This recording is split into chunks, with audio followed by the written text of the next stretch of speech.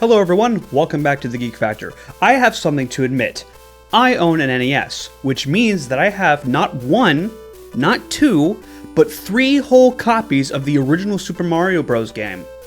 Which is kind of ridiculous. I do have to say though, the first Mario game has never really been my favorite. When compared to other modern games such as Super Mario Bros. Wonder or even classic ones like Super Mario Bros. 3, I just don't find myself getting as excited for that game as I do other ones. That shouldn't take away from the respect that this game deserves. Yes, it is foundational to 2D platformers and arguably video games as a whole.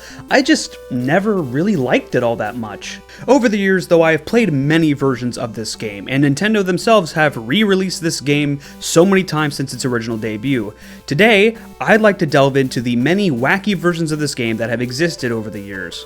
And to be clear, I'm not just talking about normal re-releases where they just throw up the ROM and do nothing to it. No. I'm talking about the times where they did something weird and wacky. And no, I don't mean like the 25th anniversary edition on the Wii, which they just replaced the question mark blocks with 25s, and that was only in Japan. No, I'm not talking about that. That's rather boring. But I'm talking about the goofy, wacky stuff that you don't normally hear about. Now you might be asking yourself, Garrett, why go through and do all of this? Well, you can never have too much Mario in your life, and I don't know what the hell else I was going to do this week other than stare at my copy of Donkey Kong Tropical Freeze. What's wrong with you? Perhaps the most famous re-release of this game is the 16-bit remake in Super Mario All-Stars for the SNES and the Wii, and the Switch now too, Jesus Christ. Super Mario All-Stars, of course, features 4 classic NES Mario games remade in 16-bit graphics and all slapped onto one cartridge. I love the art style of this remake. The worlds have far more visually distinct themes, and it's an art style that is unique to this game. All of the remakes in this game look great, but there's something about this art style chosen for the original Mario Bros. And the Lost Levels that just hits me in the right way. While this version may lack a lot of the glitches that speedrunners use in the original version, the average player doesn't really care about all of that sort of thing. It's just a classic Mario adventure that you know and love with a fresh coat of paint. And I think, for me, this makes playing the game far more tolerable. I think the NES version simply has not aged well. Like, sure, these designs are iconic and people go crazy whenever they see a Mario jump on screen, but I think these games just look better. Even Mario 3 on the same system looks way better than the original. Hell, Mario 2's USA version looks better than that in my opinion. The small changes in this remake are what make it all that more special. Instead of having to do that weird cheat code where you hold A and press the start button to continue on the world you left off when you get a game over, you simply just pick up where you left off. There's no tricks here. After beating Bowser in any castle, you get these little animations of Toads doing fun things. Overall, the changes in this remake are pretty lovely, and if you had to pick one version to play today, I'd probably say this one's probably the easiest to find, and, you know, it's also the most enjoyable if you want that classic experience with a fresh coat of paint. This is maybe the most famous version of this game, but did you know it also appeared on the Game Boy Color, and only the Game Boy Color, in the form of Super Mario Bros. Deluxe? Much like the title implies, it's the same damn game with some extra stuff thrown on top. This version of the game includes the Lost Levels, a new challenge mode, a versus mode via link cable, and a fortune-telling minigame, a calendar, which yes does include 9/11, and some other small things to spice up the game. As far as it goes, this is the definitive edition of that original 8-bit style game. There's tons of extra new content and new ways to play, all on the go, and oh god damn it, why did they have to zoom the screen in so far? You can't see anything! Because this was a Game Boy Color game, it was designed for a console that has a tiny screen, smaller than the amount of love that your dad has left for you. Nintendo had to zoom in really close to Mario to ensure that players could actually tell what was happening on screen. In order to make it a faithful remake of the original game, Nintendo didn't want to compromise on its art style by making it look any different. They instead chose to just zoom in the camera really close.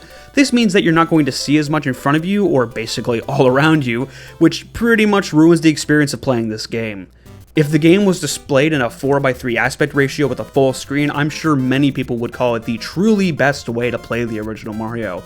But I personally can't get past this screen crunch. It's truly unbearable. This is the same reason I can hardly stand any of the Mario Advance games. These games have stellar features not present in the original versions, but they're just bogged down by that screen crunch. Okay, so that version of the game has some problems, but say, is there a version of the game that adds a little new content, but also features a really terrible way to play the game? Not sure why you would want that, but yes, there in fact is a way to do that, yes. In the late 1980s, arcades were still very popular, and Nintendo wanted to capitalize on that by putting Super Mario Bros. On arcade machines. One of those arcade versions was Versus Super Mario Bros. This game was re-released on the Nintendo Switch in 2017, and at the time, it was the only official way to play Super Mario Bros. On that system. This was before Nintendo Switch Online ever existed. This version of the game is notable for a couple things. The first one is that it was put onto an arcade machine with an awful joystick and 2 buttons, so if you're playing the original version on the hardware it was made for, I can't imagine that joystick is better than a D-pad. I haven't played it myself, but I can't imagine any scenario where having a joystick is better than a D-pad. Sorry. And number 2, Fire Mario is piss yellow. Did it look that way? Somebody who has an arcade, tell me. Did it look that way on the original arcade screen? Because on the Switch, it looks like he's piss yellow. And 3, the levels are actually a little bit harder. Some levels have been remixed or straight up replaced by stages in the Japanese version of Mario 2. This makes the game harder and, as such, makes it more likely that people will have to spend more money to beat the game. For people who own the NES version, the added changes to the stages will challenge them and make them want to beat and master this alternate version. I spent a lot of time playing this version back when it came out on NSO. It was a ton of fun and I really enjoyed playing that game from my childhood with an added twist. Speaking of twists, to celebrate the year of Luigi, Nintendo released NES Remix 2. The best way to think of the NES Remix games is kind of like doing Mario Party challenges, but with a mix of classic NES characters swapped into different games and doing goofy stuff. You've got Samus at a Mario level, Link and Donkey Kong, there's all kinds of fun stuff. For the second entry in the series, Nintendo packed the game with Super Luigi Bros., a remake of the original Super Mario Bros. Starring Luigi instead of Mario, and the entire game is mirrored.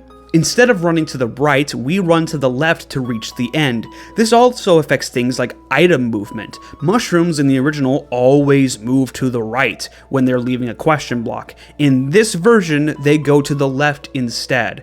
I adore this version of the game. Luigi is my favorite Mario character, and I love it when Nintendo puts so much effort into anything starring Luigi. Super Mario Bros. 2 gave him his own unique physics that have carried over into so many future titles, including other 2D games like New Super Luigi U, and even 3D games like Super Mario Galaxy or Super Mario 3D World.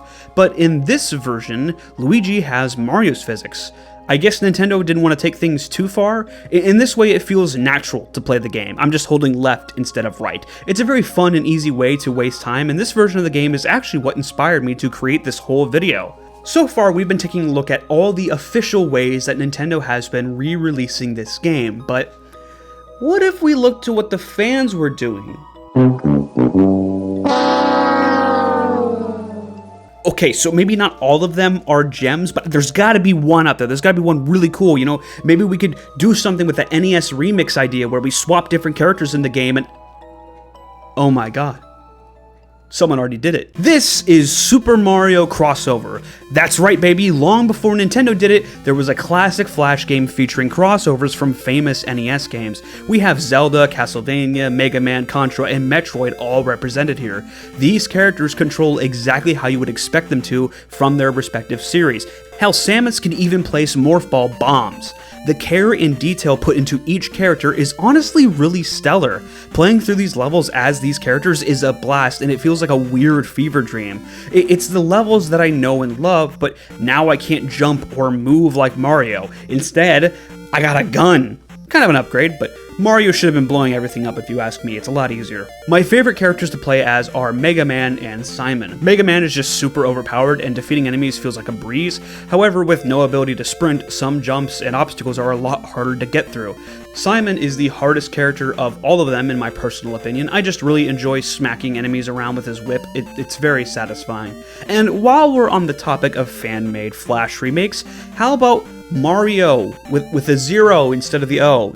It's very clever, trust me. This version of the game gives Mario a portal gun from the hit game Portal. You can use this to fling yourself across the stage, move enemies away from you, or yes, to make infinite falling areas where Mario just never stops falling. I find this version of the game to be particularly fun because it's kind of the crossover that I honestly would have never thought of being good, but it turns out to be an amazing game. However, there is one fan-made project that I believe is far above the rest, and it's one that's come out fairly recently. That is the unofficial remaster of Super Mario Bros. A small team of fans has completely remade the game, and they did it entirely for free. All you need is a ROM of the original NES game to play it. It's basically a heavy mod that sits on top of the original game. This remaster does it all. We have updated visuals and music, including original music and music from Super Mario Maker 2, as well as some themes from Mario Maker 2. This remaster also adds tons of options to the game. You can update the damage to be like the modern games, you can add 1-ups to the top of the flagpoles, make the display 16:9, and so much more. Playing this game is honestly a blast. It's an experience unlike anything else. It honestly rivals some of Nintendo's best work. It's the perfect remake or remaster to a legendary game. It also features the Lost Levels and Super Mario Bros. Special. What's Super Mario Bros. Special, you might be asking? It's a PC port of Super Mario Bros. Developed by Hudson Soft for Nintendo in 1986. This version of the game is extremely difficult to come by, and I think it's wonderful that these developers added it into this remake. Alongside this, we also have the Versus mode from Super Mario Bros. Deluxe return in the form of a Boo race. We can race a Boo through various levels and it will hit switches to stop our progress as we try to get through it. It's a very fun challenge.